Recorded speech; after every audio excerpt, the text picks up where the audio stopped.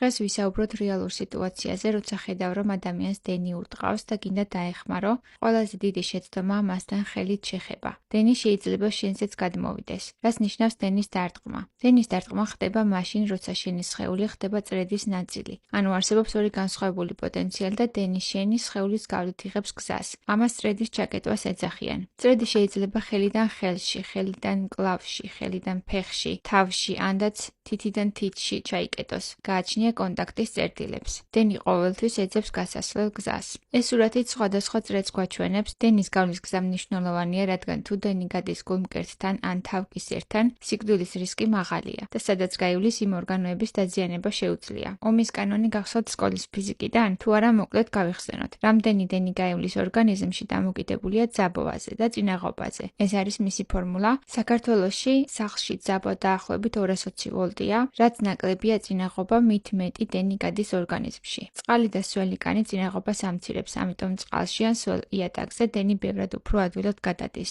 პირველი ნაბიჯი ყოველთვის არის დენის გათიშვა ავტომატიდან ან მთავარი ამომრთველიდან. იდეალურ შემთხვევაში დამცავმა სისტემამ ავტომატურად უნდა გათიშოს დენი, როცა გაჟონვა ხდება. თუ დენის გათიშვა ვერ ხერხდება, ადამიანს არ შეეხო შიშველი ხელი. გამოიყენე მხოლოდ ინსულირებული საგანი, როგორიცაა მშრალი ხის ჯოხი, მშრალი ტანსაცმელი, ქურთუკი ან შარფი. არ გამოიყენო მეტალი ან სველი ქსოვილი, რადგან დენი შენზე გადმოვა. ამ ვიდეოში ჩანს, რომ დენი გადავიდა კარებზე, შემხება ადამიანს დაარტყა და ზედ მიაკრა. მიკვრა იმიტომ ხდება, რომ დენი კუნთებს კუმშავს. მეორე ადამიანი თავიდან ხელის დადებას ცდილობს, მაგრამ მალევე ხვდება, რომ მასეც გადმოვა და შარფით გამოათრევს. ეს იყო ძალიან სწორი რეაქცია, სხვა შემთხვევაში მასაც დაარტყავდა. წყალი და დენი ერთად ძალიან საშიში კომბინაციაა. ამ ვიდეოში ხედავთ, რომ დენი გადავიდა მოწყობილობიდან სველ ხელზე, დარტყმამ გამოიწვია კუნთების შეკუმშვა და ამიტომ ადამიანი ვერ უშვებს ხელს. მართალია მარტო იყო, მაგრამ მაინც მოახერხა დენის გამორთვა, რამაც რეალურად გადაარჩინა. აქ ჩანს ცოდნას რამხელა ძალა აქვს. ამ ადამიანმა ზუსტად იცოდა, რომ წყაროდან უნდა გაეთიშა და ძვირფასი დრო არ დაუკარგავს. ამ ვიდეოში მამას ხელში უჭირავს პატარა ბავშვი, მიდის მაღაზიის მაცივართან, როგორც კი მაცივარს ეხება, დენი გადადის მასზე.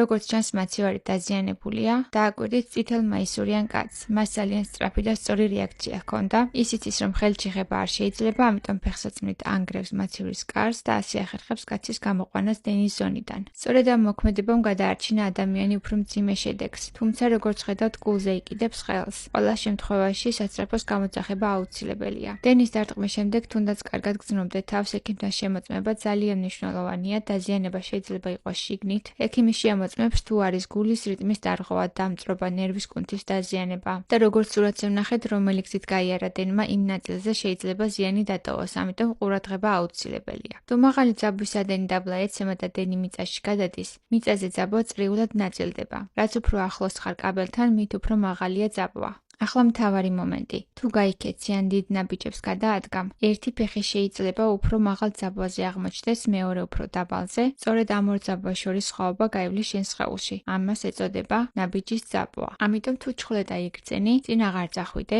უკან გამოდი ისე, რომ ფეხები ძალიან ახლოს გაჭიროს, ან ხტუნვით მოშორდე, რათა ერთი ფეხი სხვა ძაბვაზე არ მოხვდეს და სხვაობა თითქმის ნულამდე დაიყვანო. მე თვითონ მაქვს დენთან სამუშაო ხელთათმანები იმ შემთხვევისთვის, თუ სახლში რამე დაზიანდება, მაგრამ ისიც ვიცი, რომ ეს არაა 100%-ით გარანტია. შეიძლება ხელთათმანი სადმე დაზიანებული იყოს და დენი მაინც გადმოვიდეს, ამიტომ ჩართულ წყაროსთან მუშაობა არ შეიძლება. ამ ვიდეოში კი მიხვდებით, რომ არც ხელთათმანი და არც სპეციალური ეკიპირება არა 100%-ით სანდო. როგორც ხედავთ, მეორე ადამიანი უსაფრთხო დისტანციაზე დგას ინსულირებული კაუჭიანი ტარით, რომ საჭიროების შემთხვევაში გამოათრიოს ისე, რომ თვითონ არ გახდეს წრედის ნაწილი. ბოლოს არ შემიძლია არ შევეხო წლების წინ მომხდარ ტრაგედიას, სადაც 13 წლის მოზარდი ვაკის პარკის შადრევანზე დენის გაჟონვის გამო დაიღუპა.